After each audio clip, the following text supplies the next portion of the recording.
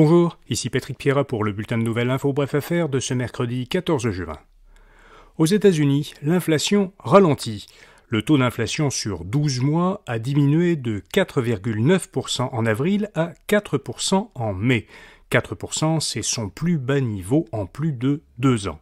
En comparant les prix d'un mois à l'autre, donc l'inflation sur un mois et non plus sur 12 mois, il y a eu une très légère hausse de prix en mai, mais 4 fois moindre que ce qu'attendaient les prévisionnistes.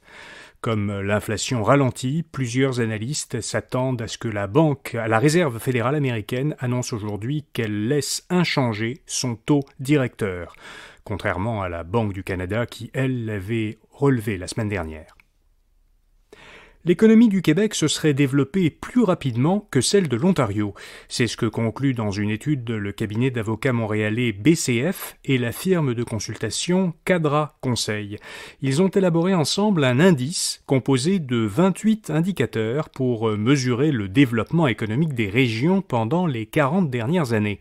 Alors l'indice a été fixé à 100, sa base, en 1981, et en le regardant en 2021, cet indice était à 132 pour le Québec, 127 pour l'ensemble du Canada et 125 pour l'Ontario.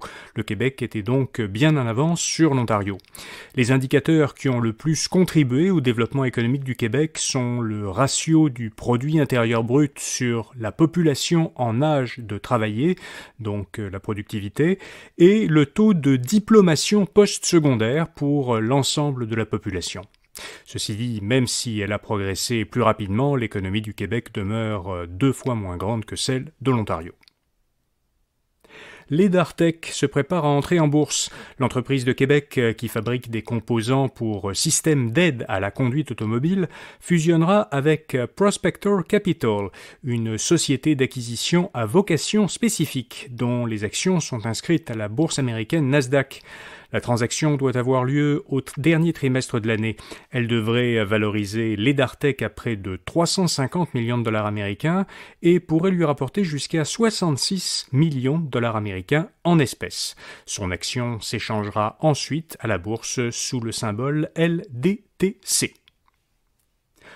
Au tour de Simplex de faire une acquisition après les 3 acquisitions faites en moins d'1 an par son concurrent Loutech. Simplex, une entreprise montréalaise spécialisée dans la location d'outils et d'équipements de construction, annonce à son tour une acquisition. Elle achète la PME ontarienne Skytech Rentals qui loue des plateformes de travail aériennes, aussi appelées plateformes élévatrices. Simplex veut ainsi capitaliser sur le fort potentiel de croissance du secteur de la construction dans le sud de l'Ontario. Cette acquisition ajoute une 40aine de personnes aux 500 employés actuels de Simplex. Et puis, une nouvelle chanson des Beatles voit le jour grâce à l'intelligence artificielle.